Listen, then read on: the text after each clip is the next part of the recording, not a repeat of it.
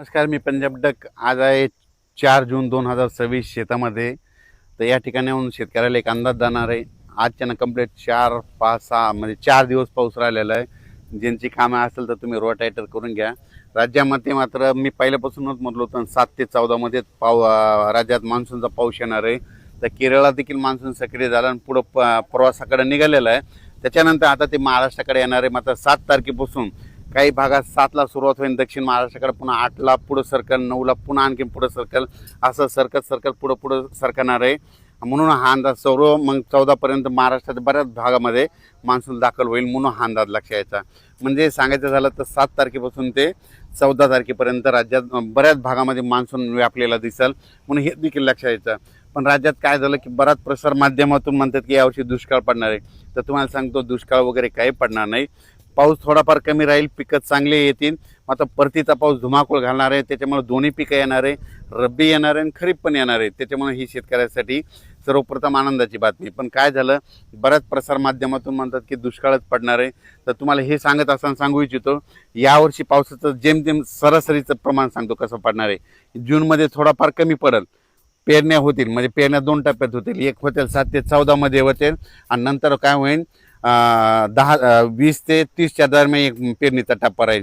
आणि त्याच्यामधून जर काही शेतकरी कोणाची वापसा नसली उरली तर मग 10 जुलै ते 15 जुलैमध्ये तिसरा टप्पा राहील. म्हणजे असे 3 टप्पे पेरणीचे राहणार. पहिल्यापासूनच मी सांगतो, म्हणजे 7 ते 14 मध्ये ज्यांच्याकडे ईदभर ओल गेली तर ते पेरणी करते. आणि त्याच्यानंतर 20 ते 30 मध्ये जिथं पाऊस पडला त्यांच्याकडे ईदभर ओली की ते पेरणी करते. आणि त्याच्यातून जर काही पाऊस नसला, ट्रॅक्टर नाही भेटलं, डिझेल नाही भेटलं, त्याच्यामुळे जर उरल्या तर 10 जुलै ते 15 म्हणजे असे 3 टप्पे पेरणीचे होते. पण शेतकऱ्याला सर्वप्रथम सांगतो, तुम्ही काय करा, पाऊस पडल्याच्या नंतर शेतामध्ये कुदळ घेऊन जा. आणि कुदळ घेऊन झाल्याच्या नंतर तुमच्या जमिनीमध्ये काय करा, अशी ईदभर ओल गेली, अशी ईदभर की कधी पेरणी करू शकतात. मग काय होतं ना, शेतकरी काय करतात, हे 4 बोट ओल गेली की त्याच्यावर पेरणी करतात आणि तुमची पेरणी फेल जाते. म्हणून चांगली ईदभर ओल गेल्याच्या नंतर, पेरल्याच्या नंतर महिनाभर जरी पाऊस नाही आला तर ते तुमचं पीक उगवतं आणि ते ताशी देखील लागतं. पण शेतकरी त्या भागामध्ये अशी म्हणजे आम्ही असं करतो, पाऊस पडला की आधी शेतात जातो तर जमिनीची ओल तपासतो किती गेली आणि तेव्हाच आम्ही पेरणीचा निर्णय घेतो. म्हणून माझं म्हणणं आहे, शेतकऱ्यांनी पेरणी करत असताना स्वतःचा निर्णय स्वतःच घ्या. स्वतः शेतकरी खूप हुशार असतो, कारण की त्यांना आतापर्यंत त्याची जीवनच शेतीवर, म्हणून त्यांना पेरणी करायची की नाही ते ठरवतो. म्हणून हे लक्षात घ्यायचं.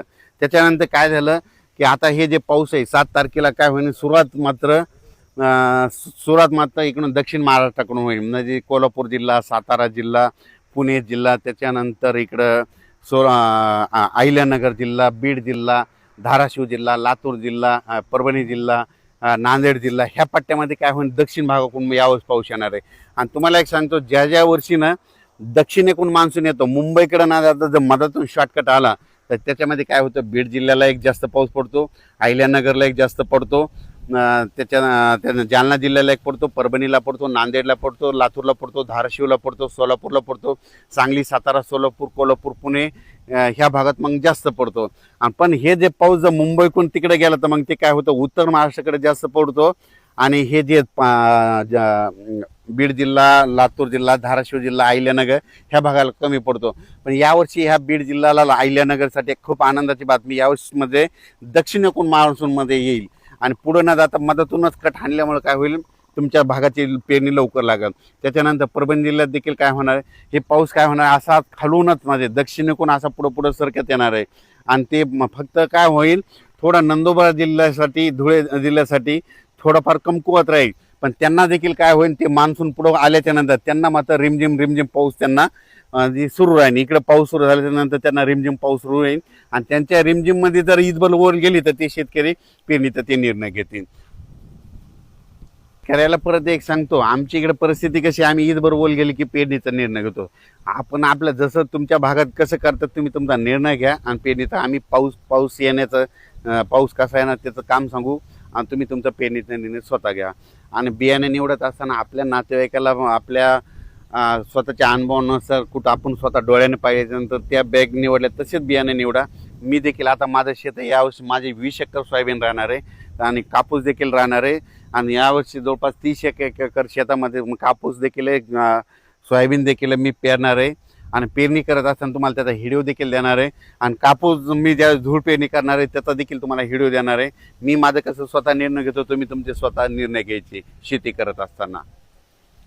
7 जूनपासून जे काय होईल तसं तर 6 तारखेला वातावरणात बदल होईल, पण 7 जूनला काय होईल ते वातावरणात बदल होईल. लगेच मान्सूनचा पाऊस बऱ्याच भागामध्ये आलेला दिसेल. मग ते पाऊस मग काय होईल, दक्षिण महाराष्ट्राकडून जे इकडून आल्याच्या नंतर मराठवाड्याकडे येईल, पुन्हा विदर्भाकडे, ह्या इकडं यवतमाळ जिल्हा, नांदेड जिल्हा, चंद्रपूर, वर्धा, नागपूर, भंडारा इकडं असंच जाईल.